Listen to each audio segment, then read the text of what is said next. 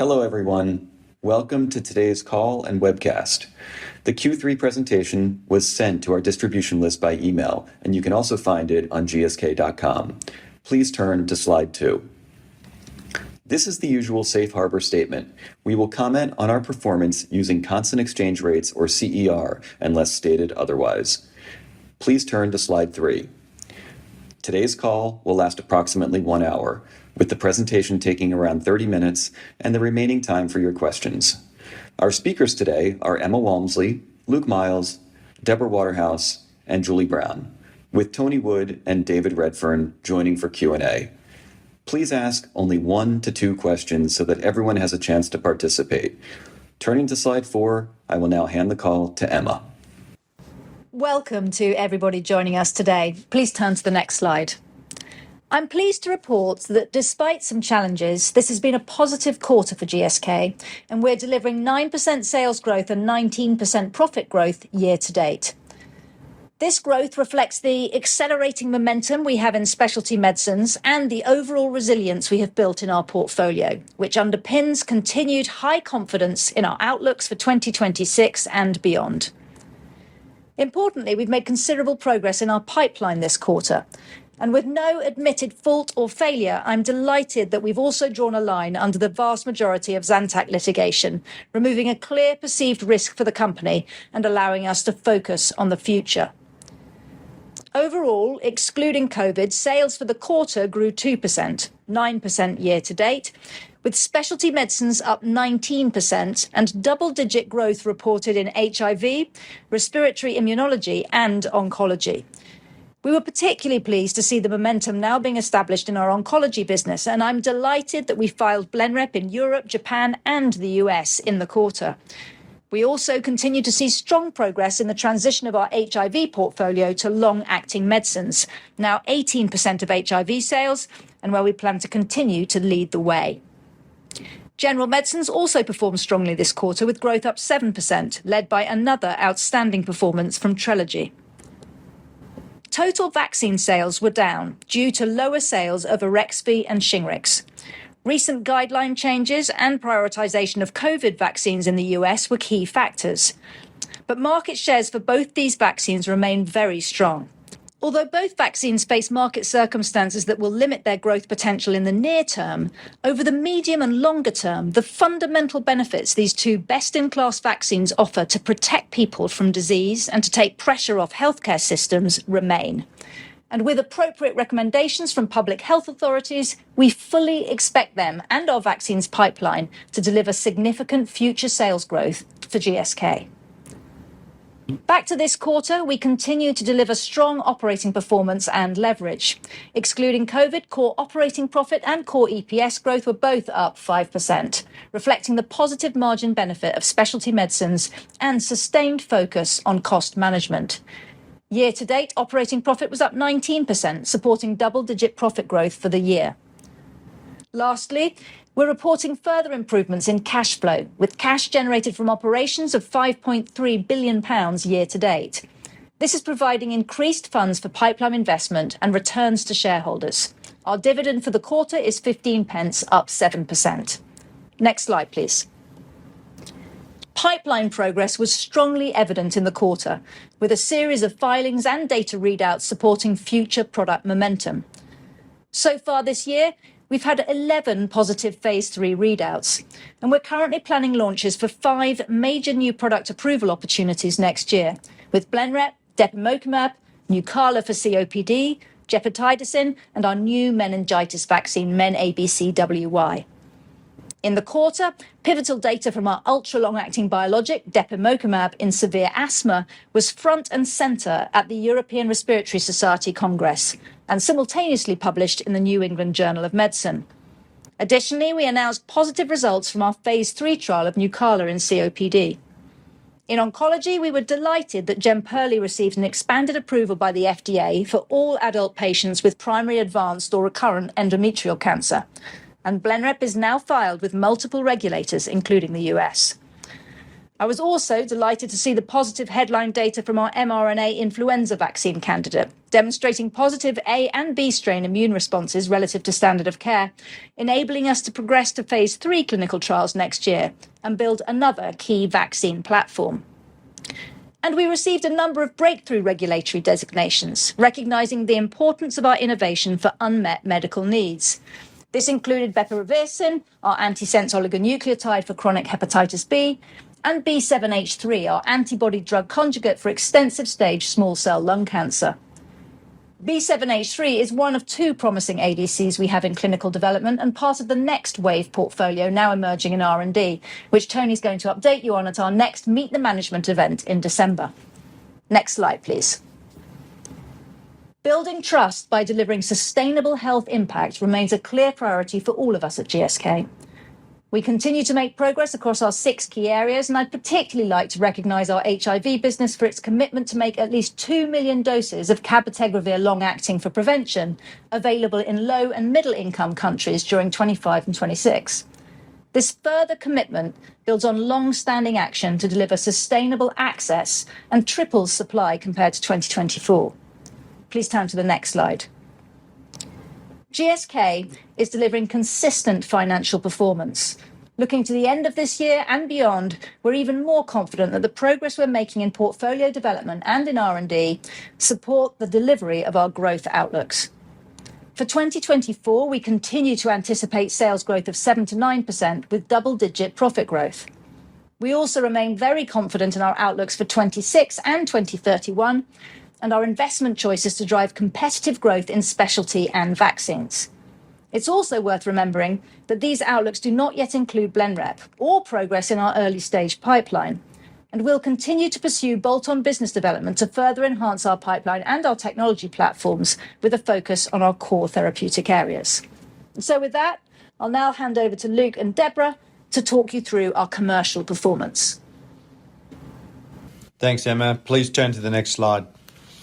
Third quarter sales were up 2% to £8 billion and year-to-date sales were up 9%. And as you can see from the chart here, Q3 sales growth reflected a tough comparison with strong growth from specialty and gen meds offsetting the lower sales of vaccines.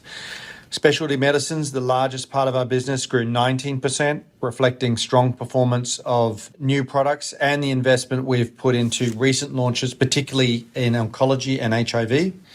We expect this momentum to continue with growth from these assets and several material launch opportunities in respiratory, oncology, and other disease areas coming later next year. General medicines, pleased to say, sales were up 7%, driven by strong performance of respiratory. And as already been mentioned, lower demand for Shingrix and Arexvy this quarter led to an overall sales decline of 15% for vaccines. And I'll cover this in more detail in a minute. All of these dynamics were broadly reflected in the performance of our regions, with good growth internationally, and the US, unsurprisingly, was more impacted by the lower vaccine demand we saw this quarter. Please turn to slide 11 to look at vaccines in more detail. So I'll focus the commentary on Arexvy and Shingrix. Arexvy performance was impacted by 3 factors. Firstly, by changes in ACIP guidelines that restricted the recommended populations of older adults receiving RSV vaccinations. Secondly, by prioritization of COVID vaccinations in the US. And thirdly, by a lower seasonal rate of RSV infections. In addition, it was a tough comparator given 2/3 of sales in Q3 last year were related to stocking. Despite these dynamics, we retained our strong leadership market share. Now, we're still in the foothills of this vaccine's availability and usage. And in the US, we continue to make data available to ACIP and to support them as they move towards making longer-term recommendations on the use of RSV vaccines, including requirements for revaccination and cohort expansion. Beyond the US, Arexvy is now launched in 35 markets, 16 with national recommendations and 6 with national reimbursement programs. More rollouts across Europe and international will come in 2025. For Shingrix, year-to-date growth was driven outside the US, now 58% of the business, and the average immunisation rate across the top 10 markets, excluding the US, is still around 6%. So there's still a large opportunity here. Growth outside the US was 9% this quarter, and US penetration was 39% at the end of the second quarter. Adding to US penetration remains a key focus, but the pace is slowing from around 6 to 7 points per year to around 3 to 5 points per year, making incremental growth more challenging. And if you take a look, the visual on this slide also shows how US sales moderate as the immunisation rate slows. Next slide, please. So looking ahead on vaccines, this year we now expect vaccine sales to decline low to single digits. And in 2025, we expect limited growth, reflecting the assumption that there will be no Arexvy revaccination or expansion of age cohorts next year. Beyond 2025 for Arexvy, we expect further successful rollout and that public health recommendations for cohort expansion and revaccination will be confirmed, alongside international penetration given the patient need and the protection this vaccine can offer against RSV. And so on this basis, we continue to expect Arexvy to make a significant contribution to future sales, and we continue to believe it can achieve peak sales of more than £3 billion. For Shingrix, our ambition remains to achieve more than £4 billion in sales.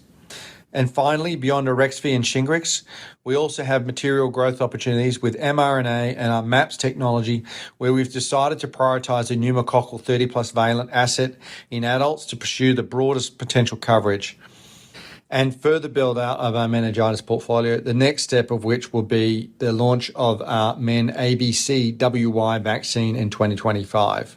Next slide, please. Specialty meds is an increasingly important driver of our growth for GSK, reflecting the combination of successful R&D and BD investment over the recent years. And it's delivered another quarter of excellent growth, including HIV, which Deborah will cover shortly. Respiratory and immunology products were up 14%, and Nucala IL-5 biologic treatment was up 12%. In September, we announced positive headline results from Matinee, a phase 3 trial evaluating Nucala in adults with COPD, a disease which affects more than 300 million people. And the full results will be presented at a scientific congress next year. We also presented SWIFT phase 3 data for our ultra-long-acting IL-5 treatment, depemokimab, in the quarter, and depemokimab demonstrated a 54% reduction in exacerbations versus placebo, plus standard of care for patients with severe asthma after only 2 injections in a 12-month period. This is a major benefit for provider and patients. In addition, positive data from the phase 3 ANCHOR study evaluating depemokimab in patients with chronic rhinosinusitis with nasal polyps was also announced this month. Alongside SWIFT, these data will support expected filing before the end of the year with a view to a dual indication launch in 2025. And to remind you, combined, we expect our IL-5 portfolio to deliver more than £4 billion in peak year sales. Benlysta is up 16% in the quarter with strong demand and volume growth in all regions. And oncology almost doubled, which I'll cover in more detail on the next slide. We expect momentum in this part of our portfolio to continue, especially given the launch opportunities we have in front of us. And for this year, we're upgrading sales expectations for specialty medicines to high teens % growth. Next slide, please.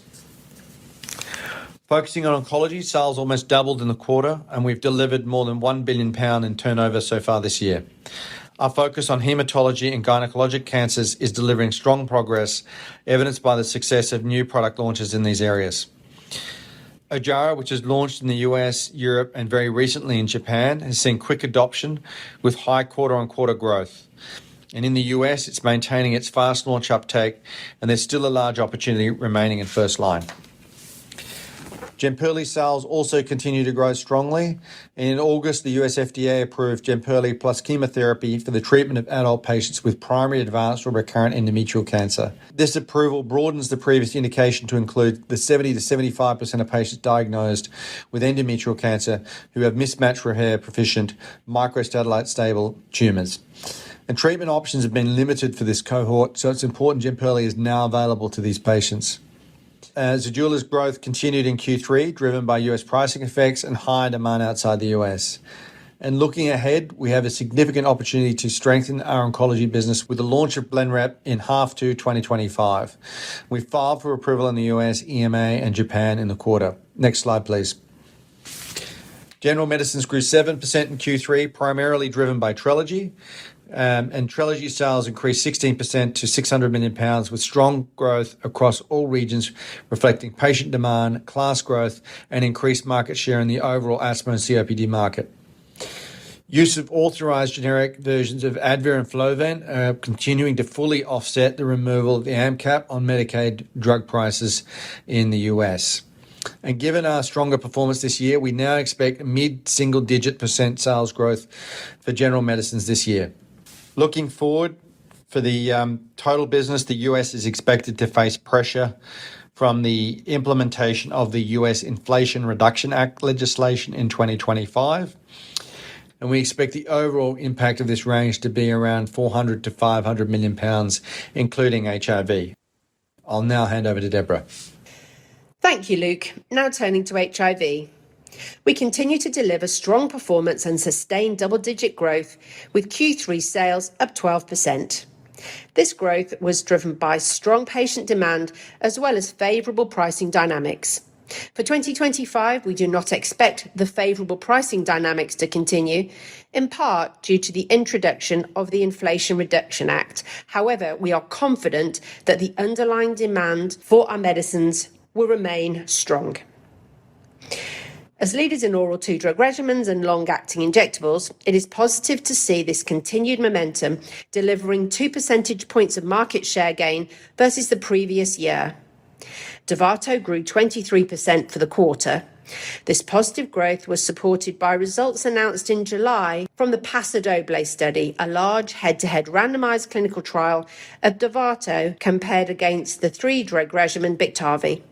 This study demonstrates Dovato's non-inferior efficacy and significantly less weight gain versus Biktarvy. This is important because we know people living with HIV are concerned about taking more medicines as they age, as well as the long-term risk of metabolic diseases that can come with weight gain. The performance of our long-acting portfolio also remains positive, delivering £314 million of sales and representing more than 50% of total growth for the quarter and year to date. Cabenuva grew 40%, driven by patient preference and proven and durable efficacy. The medicine now holds a market share of 5% or more in the majority of our key markets, demonstrating sustained quarter-on-quarter growth. Apretude, the first and only approved long-acting option for HIV prevention, delivered 95% growth in the quarter. At the ID Week conference earlier this month, we shared real-world evidence reinforcing the more than 99% effectiveness for Apretude, as well as an implementation study highlighting patient-reported results with a reduction in stigma and anxiety. Looking further ahead, we are strongly focused on developing our ultra-long-acting pipeline. This includes development of new regimens for 4-monthly dosing with ambitions to extend to 6-monthly dosing. The potential for the long-acting market remains significant. The total HIV market today for treatment and PrEP together is worth more than £22 billion, with treatment accounting for around 90% of this, and we believe treatment will continue to be the larger market going forward. We are the leaders in long-acting innovation and are confident in our innovative pipeline for the future, as well as the competitive profile of our medicines today, offering strong safety, efficacy, and overall tolerability for people living with HIV and those who could benefit from PrEP. With that, I will hand to Julie. Thank you, Deborah, and good morning, everyone. Next slide, please. Building on the comments made by Luke and Deborah, this slide shows specialty medicines is an increasingly important growth driver for the group, having delivered more than 70% of year-to-date growth. This has been supported by building scale and momentum in our respiratory, immunology, and oncology businesses. And although vaccine growth has been limited this year, as Luke outlined, longer term, we are very confident in this opportunity. Next slide, please. Moving to the income statement for the third quarter with growth rates stated at CER. Sales increased 2%, reflecting continued strong momentum, especially from specialty medicines, but also general medicines, more than offsetting the decline in vaccines. Core operating profit grew 5%, despite the significant decrease in Gardasil royalties. Gross margin benefited from the outperformance of high-margin specialty medicines, pricing benefits, and the annualization of prior year inventory provisions. The decline in SG&A spend resulted from our disciplined approach to investment, the annualization of high prior year launch investments, and the phasing of spend across half two. The Gardasil royalty loss impacted profit growth by -8% this quarter, meaning underlying operating profit was up 13%, demonstrating considerable productivity improvements in Q3. Core EPS grew 5% excluding COVID, in line with the operating profit growth. And turning to the total results, operating profit decreased materially year on year from £1.9 billion last year to £0.2 billion this year.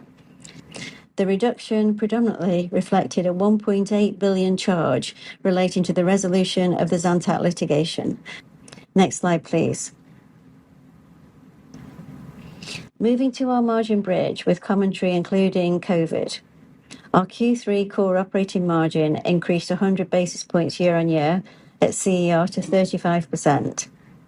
Despite a 180 basis point headwind from the loss of royalties, as we continue to deliver on our financial commitments and drive leverage within the business.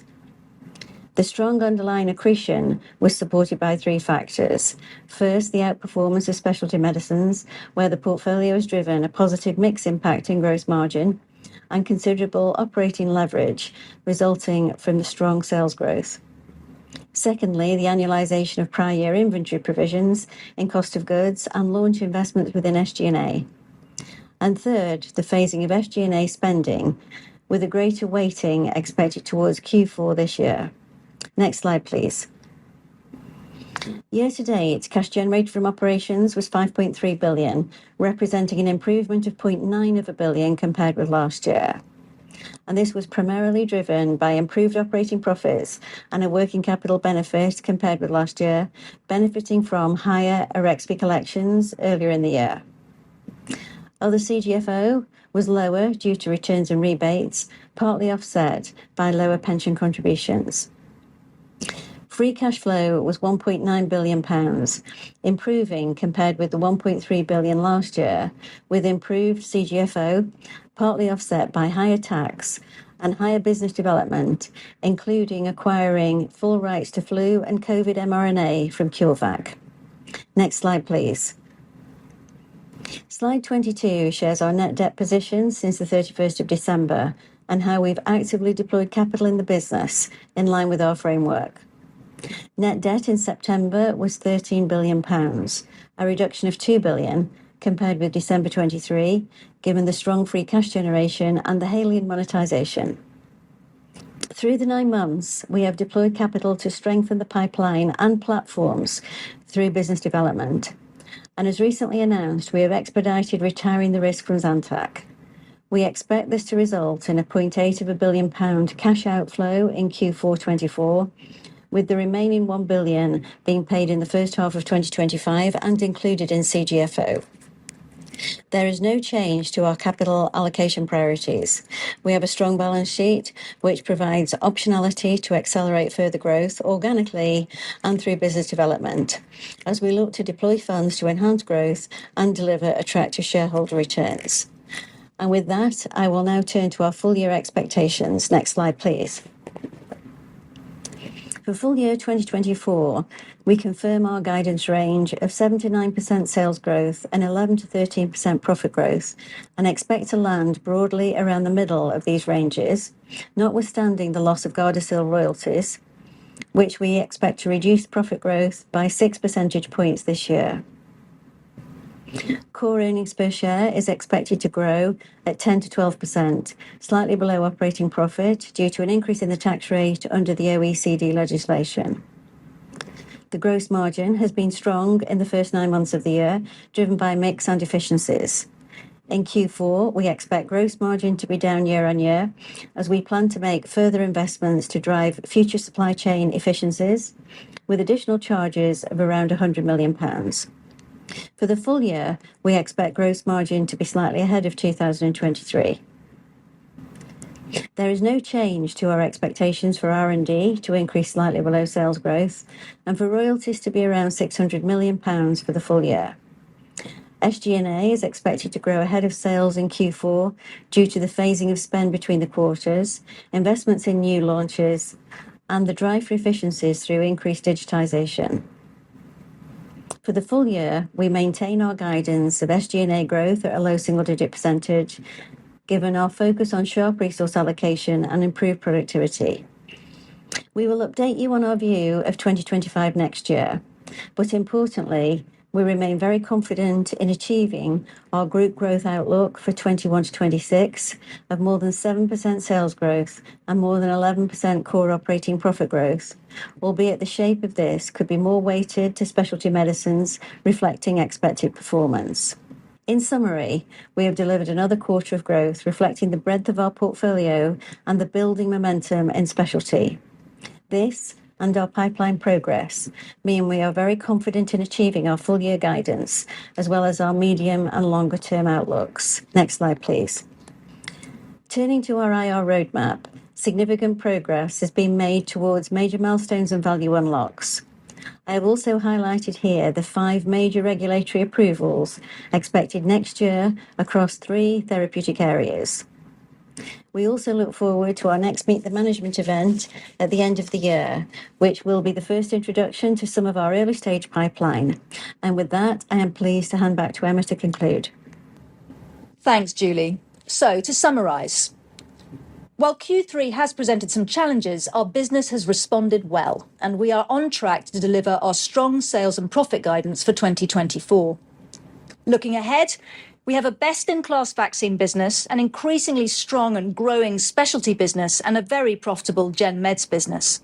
Together, and combined with the momentum we continue to see in our pipeline and our careful but meaningful deployment of capital into business development, this means we're well positioned to deliver and sustain profitable growth through the decade with scale health impact and attractive returns for shareholders. All of this by combining science, technology, and the talent of GSK's people to get ahead of disease together. With that, let's now open up the call for Q&A with the team. Okay, thank you. For the Q&A portion of our call, please use the hand raise feature in the Zoom webcast if you would like to ask a question. And as a reminder, we ask that you limit yourself to only 1 to 2 questions so that we may accommodate as many participants as possible. For our first question, we will go to James Gordon. James, please unmute yourself. Hello, James Gordon. Hello, thanks for taking the questions. One question was on the pneumococcal vaccine, so for Affinivax. So I think you did have a 24-valent adult, and then I think that's been removed and you're switching to 30-valent. So just what is the latest in terms of when this Affinivax product could come along? And is this connected to, I think Vaxcyte had some competitor data with the 31-valent. And is this for the pediatrics and the adults that you're both shifting it? So that's the first question, please. The second question would be 25. I think there were a few comments on 25. If we're thinking about 25, should we think that maybe Shingrix and Arexvy might be down, but also you could have some further significant SG&A leverage because you had a good performance on SG&A today? Or might we need to think about your spending more on SG&A because you've got new launches next year? Great. Well, let's come firstly to Tony on the pneumococcal update, very much focused on getting to best-in-class vaccines, as we have with our current portfolio. And then myself and Julie will come back on guidance questions. Yeah, so thanks for the question, James. Let me just start by sort of underscoring the platform in general. And I would say that as we learn more about our platform, we become more and more confident in the fact that it presents a unique proposition to Emma's comment about best in class. And it does so because it provides both coverage of antigens, in particular serotype 3, because of the carrier protein proposition, and it does so without the diminishing immunogenicity that you see in the CRM-based platforms, for which, as you add antigen coverage, immunogenicity diminishes. We have strong comparisons for our platform versus both the 20 and 13 valent PCV vaccines. You're right, we have shifted our prioritization in the adult vaccine towards a 30 plus proposition, and that is initially, you will recall, of course, the Vaxcyte are in a similar position. The Merck 21 valent vaccine, which carefully chose serotypes, established a vaccine efficacy ceiling against those chosen serotypes in the adult population that we believe makes the 30 plus proposition the most effective one. I think you see that reflected in the Pfizer strategy described yesterday as well. As I say, I remain confident in the properties of our platform based on the data that we're accruing, and I expect to be able to start a 30 plus adult first in human study next year. As far as the pediatric proposition is concerned, we remain developing both 24 and 30 plus vaccines in that context, and we're confident about the competitive setting for both the 24 and 30 plus vaccines with regards to ultimate launch dates, although we've not disclosed those in detail. Thanks, Tony. So in terms of looking into 25, I mean, obviously, we're going to guide for 25 in 25, but I'll ask Julie in a moment just to recap a little bit on some of the points we've made on the individual product areas to help you, but also our confidence in the shape of the P&L too, because make no mistake, we expect 25 to be another year of profitable growth for the company.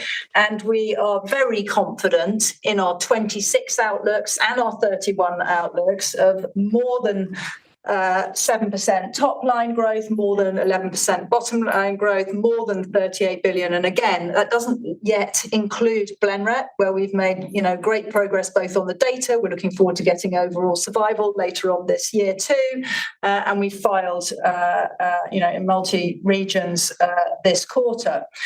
As we look into 2025, per the commentary, we expect the growth from our largest product area, specialty, to continue to lead the way. And we have, per Luke's comments, made assumptions to be conservative around any ACIP judgments, and that there will be no change for next year. Obviously, we're dependent on them. But in terms of either revax or cohorts, but we continue to bring data.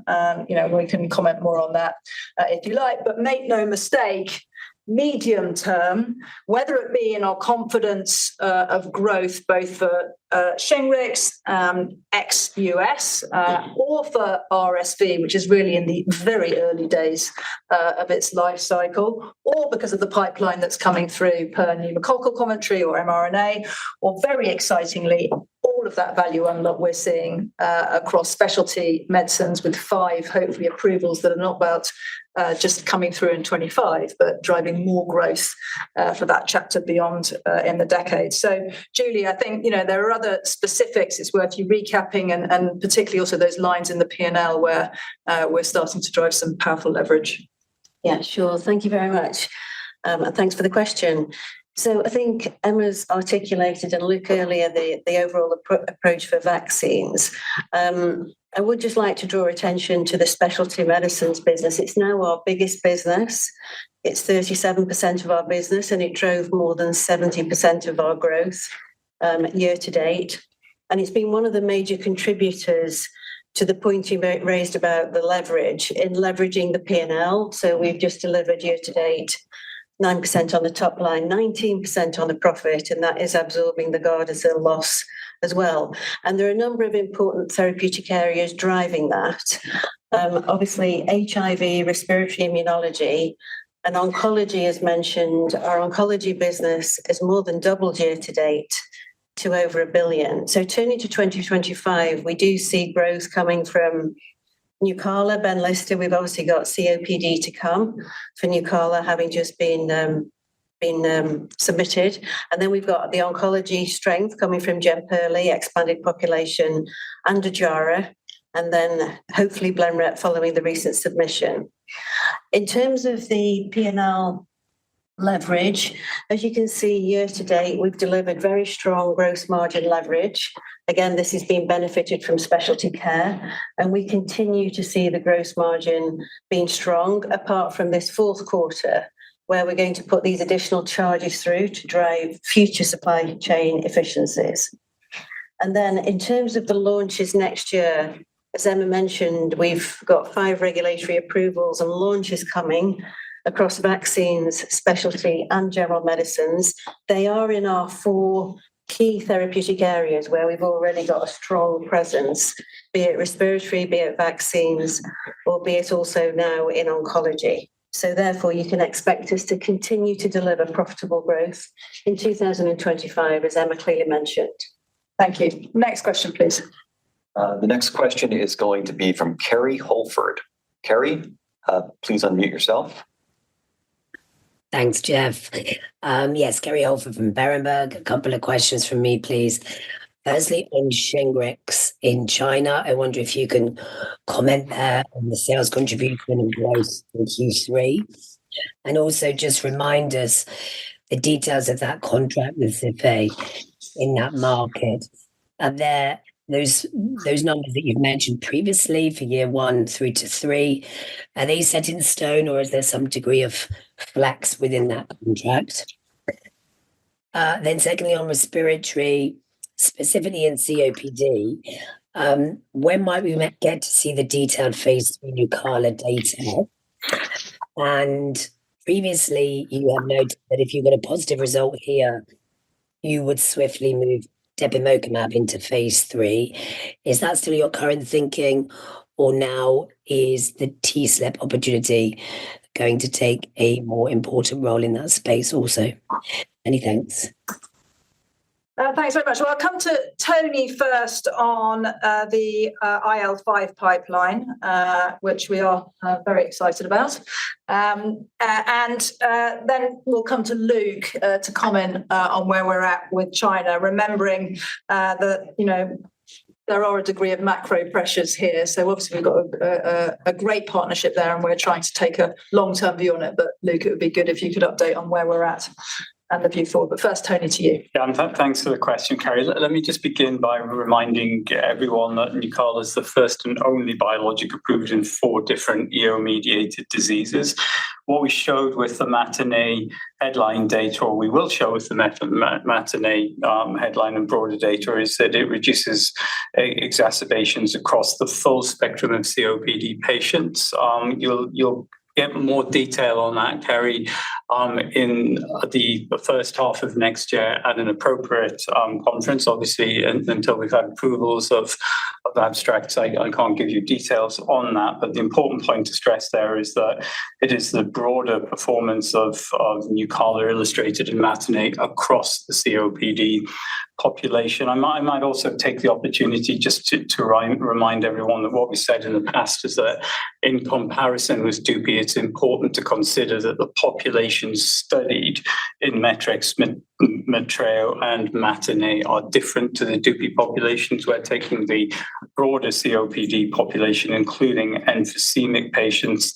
And of course, that's important when one considers that COPD is the 3rd leading cause of death worldwide, and 300 million people have COPD, and a significant proportion of those, the higher 30%, if I remember correctly, are emphysemic. So more from us on Nucala and the details of that at the beginning or the middle of next year, as I indicated. And then what I would highlight in terms of what follows from that with regards to the next wave portfolio plans, obviously it positions Depi very favorably. What we know from asthma, of course, already is that it offers a significant advantage in 2 injections per year versus 26 in the comparison with Dupi. But I'm also very pleased, and you'll hear more about this at the meeting management, that we have long-acting options in both TSLP and IL-33. So what we'll disclose to you there is how we think about positioning those 3 long-acting options into an emerging understanding of the subgroups of COPD disease. Thanks, Tony. China? Thanks, Kerry. So on the Q2 call, I did flag that we're concerned about and would watch closely what's occurring in China, particularly in terms of the tighter POB budgets and just some of the flow of funding around those, and of course the macro, which is very broadly covered across many industries. And so we're actually seeing that. It definitely impacts, a broader slowdown in the economy definitely impacts the self-pay market, and also just the capacity of local governments to then restock, purchase vaccines, which are then subsequently purchased by individuals. So these are having an effect on our volumes. We're working closely with Zhifei. Again, if we look at the medium to long term, the partnership has started extremely well. They're impressive operators. They've got to a far number of points of vaccination than we could ever hope to get to with our infrastructure. You asked what we've sold. We've sold around 240 million out of the 0.4 that we had in the contract. There is flex in the contract. I'll call a spade a spade. So our intent is to be practical here and work through this with Zhifei, but we have our eyes on the long-term opportunity of about 500 million people in China who are 50 plus. So that's where the focus is at this point. Thanks, Luke. Next question, please. Great. Our next question is from Joe Walton. Joe? Hi, Joe. Thank you. I'm going to just ask a broader question about IRA and the pressures that we might experience next year. Some of the pushes and pulls here. We've already seen some companies show higher prescription growth as they go through the year, and it's notable for Benlysta going up 6%, 9%, and then 14%. Is any of that to do with already experiencing lower co-pays? Could that be a benefit to you going forwards? You've talked about pressures in the past for respiratory, where the authorized generics are, and you've done so well. Presumably payers are not getting the rebates that they want. Are you seeing more pressures for rebates elsewhere? You must be a long way through your negotiations for next year, so you should be able to tell us how your expectations are for access going forwards.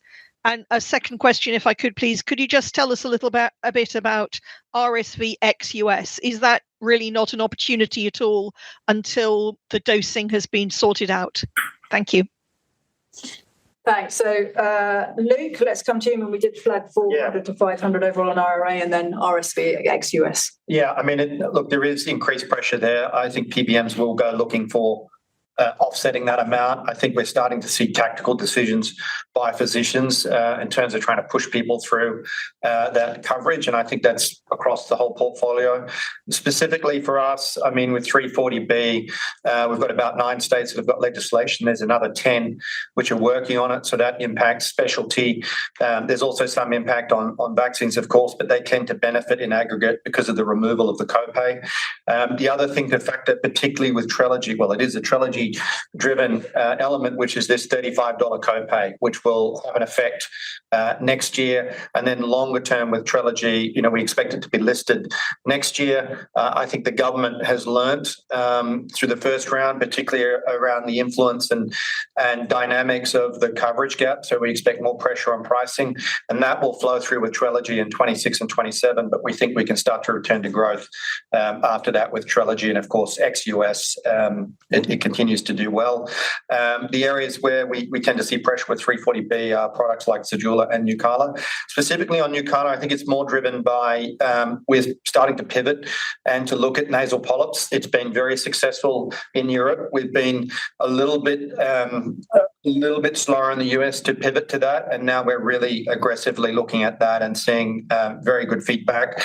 And the ENTs are certainly, they're willing to experiment with this molecule. And we've seen, we tested it in markets like Italy and saw a fantastic surge in Nucala. So that's what we're now ramping up in all the key markets globally with Nucala. And RSV ex-US? Sure. I think now we know enough about this vaccine that we need to move forwards. The feedback we're getting is very encouraging. STIKO just did a broad RSV vaccine contract in Germany at about 180 euros for both us and the other guys.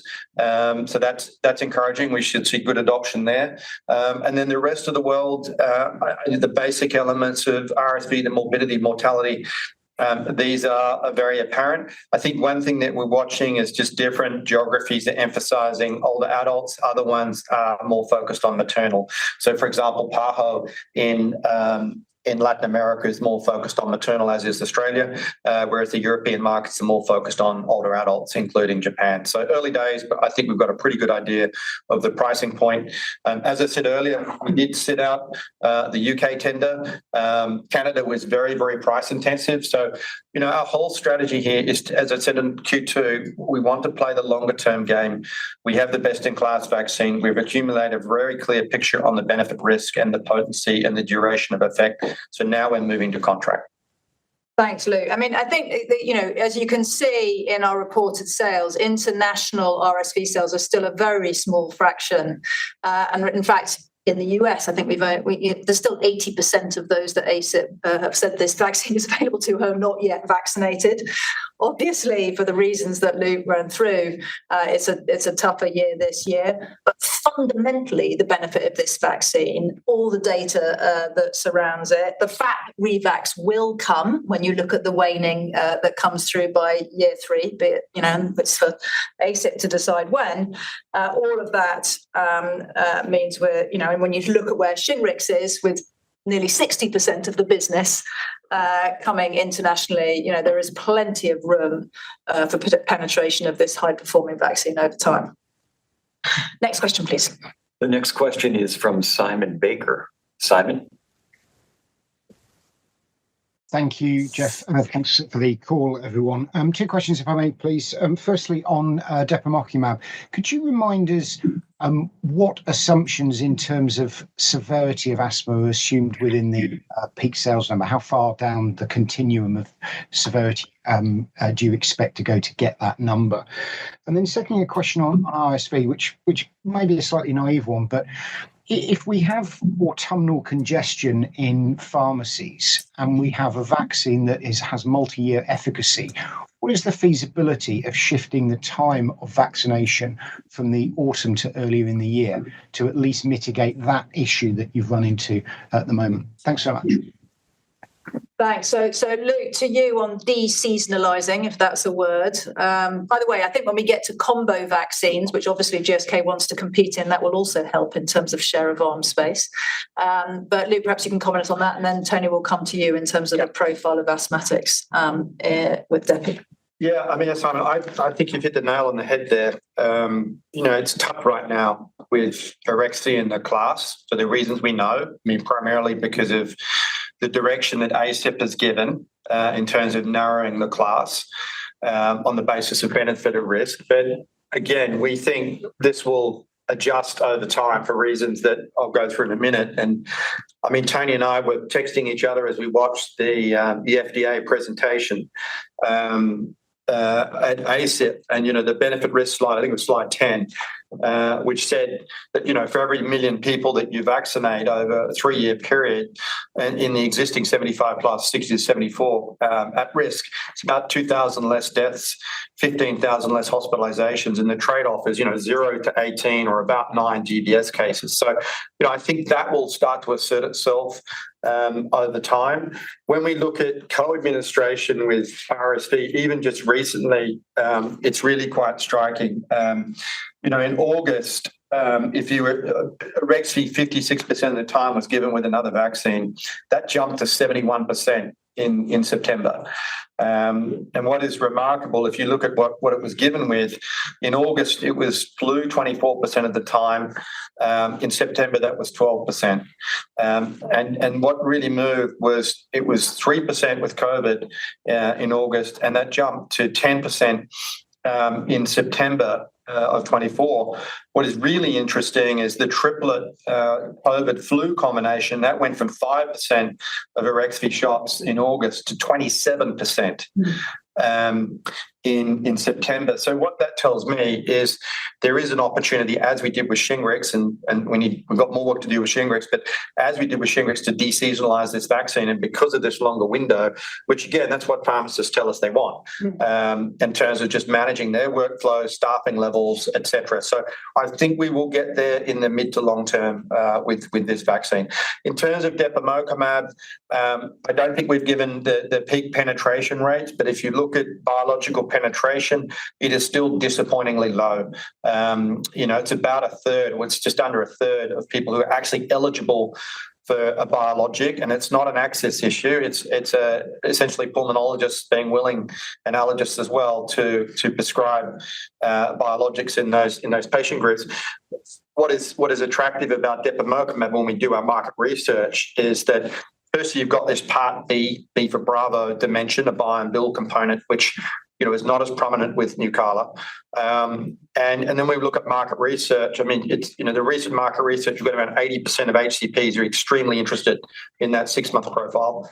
And about 58% say they'll use it in naive patients, and about 2/3 say they'll consider switching. And then when we look at patients, around 60% say 6 months is a lot more attractive, and just under 90% would actually consider it if their doctor recommended it. So, that translates to about a 20% jump in our models anyway, based on market research. I mean, that's not real. You've got to go and do it, but about a 20% uplift in biologic use because of that efficacy frequency trade-off. So let's see. The other thing is we've got all of the with the exception of COPD, all the life cycle coming within 2 years of the initial approval, which is very different from Nucala, which was around 6 years. Yeah, Tony, I don't know if you've got anything to add to any of that. Or... No, well, just to sort of, Simon, the way to think about it was the SWIFT-1 and SWIFT-2 studies, of course, were designed to look at reduction of exacerbations on top of standard of care. The primary endpoint across both of those was met at a 54% reduction. That's what we should have expected. Remember, we were matching exposure relative to Nucala, but just a few tidbits to sort of dig into the details a little further to emphasize the quality of depemokimab in terms of administration, frequency, to build on Luke's point. What we also see from, for example, in pre-specified analysis of in secondaries for exacerbations requiring hospitalization or an ER visit, a 72% reduction. And actually, if you look across both SWIFT-1 and SWIFT-2, it's important to realize that in those studies, 68% of the patients on Depi experienced no exacerbations at all. I mean, I think, and then we'll move on to the next question, but this demonstration of capability from GSK on the value to patients and healthcare professionals of a long-acting medicine, as we see in our HIV business, to keep people out of hospital and improve compliance, as well as just being more user-friendly, is, I think, a very exciting field for us to continue to pursue, and will contribute meaningful growth. Next question, please. Great. The next question is from Graham Perry from Bank of America. Graham? Great. Thanks for taking my question. So just on Arexvy, looking into 2025, but with no boosters, just wondering what your sort of cadence you'd expect on first dose penetration. So should we be thinking increases like the 6 to 7% we saw with Shingrix into the addressable populations, assuming no expansion of that? And would that therefore lead to a drop in the US next year? And then the extent to which you think international can offset this, if you're going to start going sort of full launch into international territories, which I assume, but if you could confirm, would be based on pricing for at least 3 seasons duration, given you have that data now. And then secondly, on Shingrix, could you just help us to understand what level of inventory Zhifei is holding now, and whether you expect to sell any more into Zhifei inventory in 2024, or is the 400 essentially not going to be minimal contracted volume, not going to be achieved? And then your confidence in achieving the 800 million and 1.2 billion going forwards. Thank you. Thanks, Graham. I'll just repeat what we've said on China in terms of, and Luke said, in terms of the contracts that we have, but our commitment to take a long-term view of a very ambitious partnership here. And then, Luke, perhaps you can comment more on Arexvy in terms of ambitions ahead. We're still in the early foothills, both of international and, frankly, US penetration.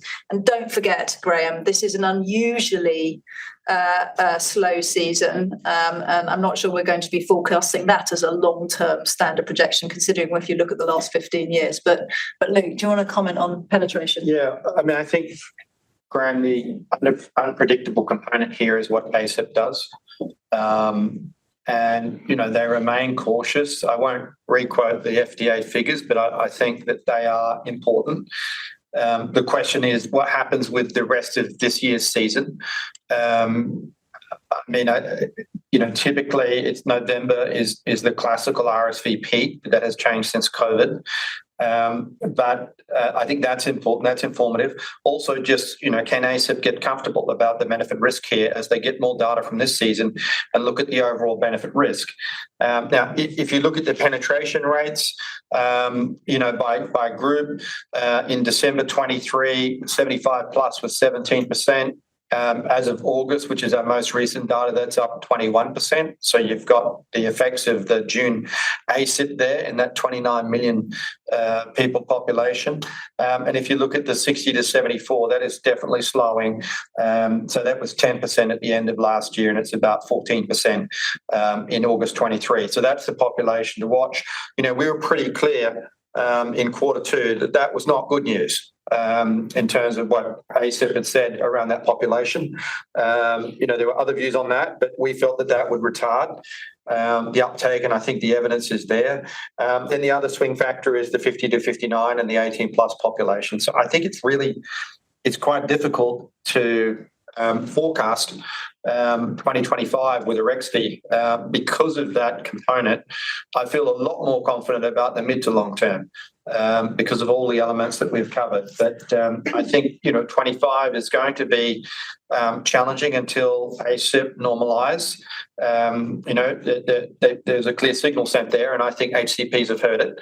And let's hope over time the evidence in terms of benefit risk is seen for what it is, and uptake starts to recover. I don't know, Tony, if you wanted to add anything else. No, I mean, just to build on that and perhaps sort of unpack some of the headline conclusions from the ACIP conversations, and let me start where you finished, Luke. What they concluded in the approved and recommended population is that the benefit risk is proven and clear. I think it was in fact a commentary that the confidence intervals didn't overlap in assessing benefit versus risk. The FDA themselves conclude that the GBS signal, although becoming statistically significant, is rare. Less than 10 cases in a million. And so that population, I think, continues to be clearly justified. And as we mentioned earlier, one in which there is still a need to see an opportunity for further penetration to protect individuals. There is an opportunity to see expansion of the label into the originally indicated 60 plus population. We have data in the 50 to 59 population and in the 18 plus population, and the position on revaccination will become clearer as well. And just to reiterate, in terms of what is behind your question, we have taken a conservative view on our 25 outlook for vaccines overall, i.e., no revax, no expansion of cohorts. Obviously, that will be in the hands of ACIP. We'll continue to share data. We remain very confident in the medium and long-term contribution of vaccines. The performance of our bigger business specialty, as evidenced this year in our delivery, will continue to lead strong, profitable growth in 25 and underpins high confidence, alongside the 5 approvals we're expecting to and hoping to get by the end of the year, underpins our serious confidence in all of the long-term outlooks we've been we committed to and increased at the beginning of this year. So, a short-term challenge to digest, But fundamentally, the strength of the portfolio that we have been building, alongside the progress in the pipeline, always more to do, means that we see both specialty and our vaccines business continuing to drive a transformation in the shape of GSK and also its performance. Next question, please. Thanks. The next question is from Emmanuel Papadakis. Emmanuel. Thank you, sir. I'm sorry, I'm going to ask another question on Arexvy. It's fine. How are you going to get to 3 billion peak? I mean, even with a modest degree of belated revaccination in the US, it doesn't seem like a return to blockbuster territory in the USA. So is this really a statement about international potential, or are we missing something on the US, or what are the assumptions that lead you to think we can get to 3 billion? And then perhaps Oh, sorry. Yeah. Go on. Question on Blenrep, maybe a more favourable topic. Yeah. Just talk to us about the timelines of the US. Are you anticipating priority review, either out of the FDA's generosity or use of a voucher? Can you comment on the relaunch expectations commercially for next year? We've got a relatively modest set of consensus expectations. We'd love to hear what you think about those. Thank you. Thanks, Manuel. So look, Luke, I think you can pick on both of these, but I'm just going to reiterate very briefly. There are 64 million people that suffer from RSV on a seasonal basis. 15,000 people die every year in America. This is a brand new vaccine with a cautious ACIP that we are in their hands in terms of how and when they come back on revaccination, which we are very confident there will be, considering the waning to below 50% in season 3 over time, and expansion in cohorts and the penetration, because as Luke said, there isn't really good reason to expect this to be very different from flu over time, and we're still in the early days of that, and international expansion. So, Luke, I don't know if there's anything else you'd like to repeat on that one, but we are being cautious in the near term, all right? We're not banking that near term. But Luke, I don't know if you want to add anything, and then obviously very ambitious for Blenrep. No, on Blenrep, I think because we've said it all, I don't think there's any new. I mean, one thing I think is important is there's this focus on the peak sales, but the difference between a multi-year vaccine and an annual vaccine is the volatility is much higher. And I think what we need to concentrate on is the area under the curve, which has changed.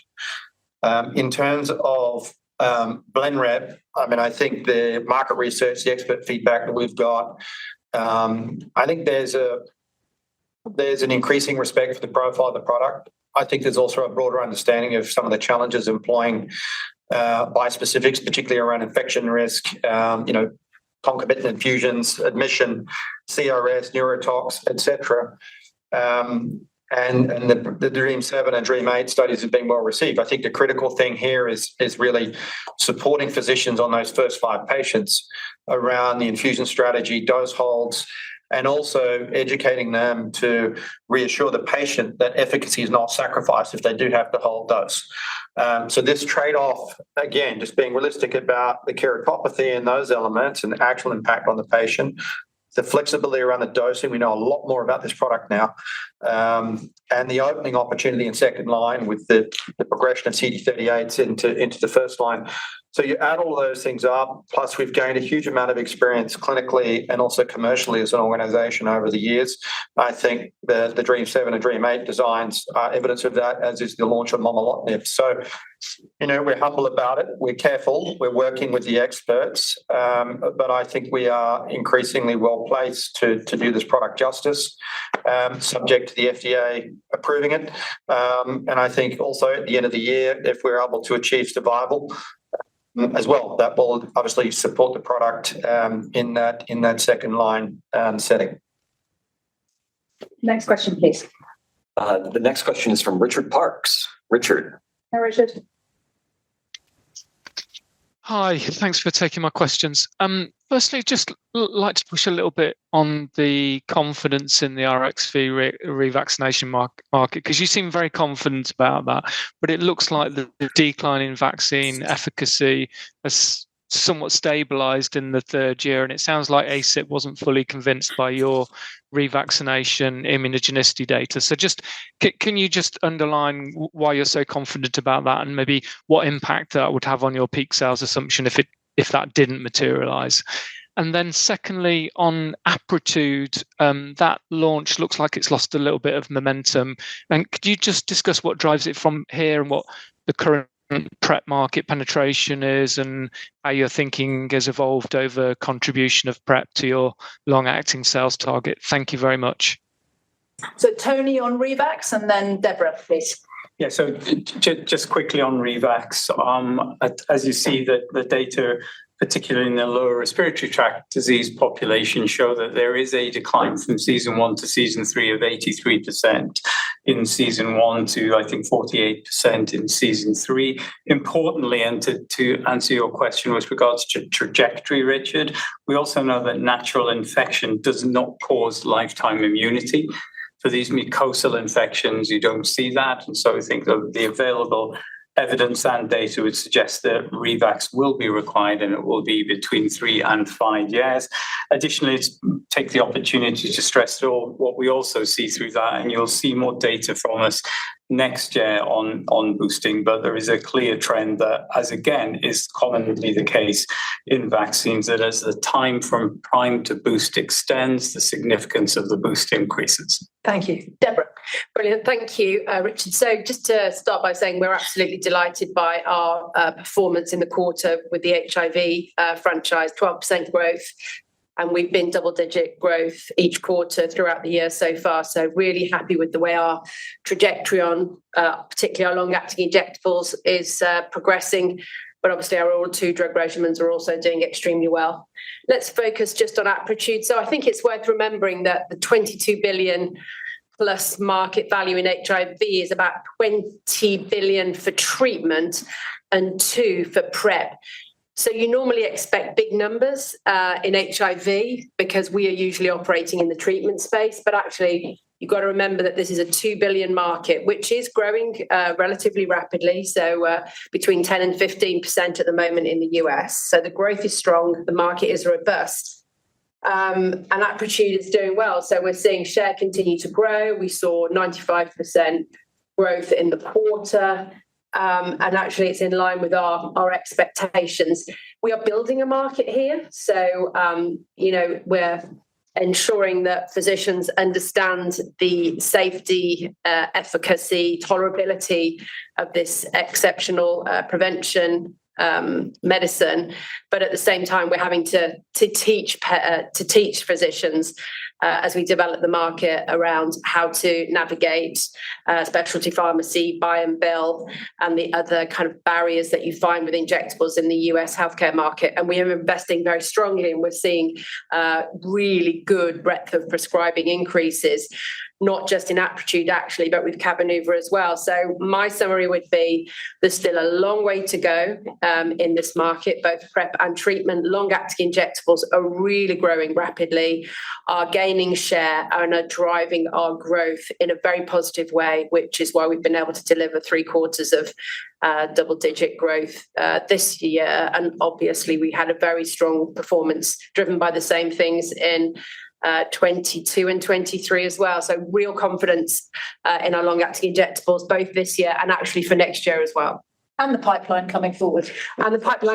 So obviously we've got Q4M PrEP and treatment coming up. And then we've got our every 6 months, which is progressing absolutely in line with our expectations. And we'll obviously come to talk more about that as data emerges. Thank you. I think one last question. Yeah, we have time for one final question, and we are going to go to Peter Welford from Jefferies. And Peter, we really have to limit this to just one question instead of 2. So if you can pick your best one, that'd be great. Carefully. Thanks. I wonder, sorry, if we can just go back to Arexvy, I'm afraid. Could we just talk a little bit about, for a minute, the ACIP decision and just trying to understand here on the safety side of things? Because I guess it seems like a bit of a difficult situation in that obviously the population to be able to make a better characterization of the GBS risk is relatively low, given the low number of vaccinations. And obviously, FDA already has the data with regards to the risk side of the equation, i.e. the number of deaths and hospitalizations for the 60 to 74. So it seems the only likely conclusion potentially is that there is a significant GBS risk eventually for that population too. So I guess I'm curious how you think more data for that population will potentially make a difference, and what you can, I guess, provide incrementally to that to sway them on that population. Thank you. So look, I think we'll finish up then with Tony's response on that. But just to reiterate, our confidence has been, as has been said by all of the team, in the benefit-risk ratio of this vaccine, considering the burden of disease, hospitalisation, and death at global scale. Tony. Yeah, and Peter, let me just. So for me, that the headline, as I said, for ACIP was first of all the clear conclusion that the benefit-risk for vaccination in the currently approved and recommended population was substantiated, and it was substantiated by increasingly clear data on both the benefit and the risk associated with that population. In terms of, and again, let me stress that the FDA conclusion of GBS was rare, with less than 10 cases per million individuals vaccinated. In the broader cases, what you will see is us bringing additional data related to vaccine effectiveness for the 60-plus population and immunogenicity in the 18-plus immunocompromised populations, particularly in those that constitute the populations that are at greater risk of hospitalization. Thanks. And isn't it also right to say, Tony, that if you account for frequency of vaccination, there's no difference here versus... Yeah, there was a comparison made on IRRs for flu, for example, and if you account for the frequency of vaccination and the fact that flu itself causes GBS, there's no significant difference in risk across those vaccinations. Thank you very much. So thanks, everyone, for joining the call. As you heard, we're delighted to be reconfirming our guidance for the year, another year of strong operating performance, and also our confidence in the outlooks for 26 and 31. Look forward to catching up with you over coming days. Thank you. Bye-bye.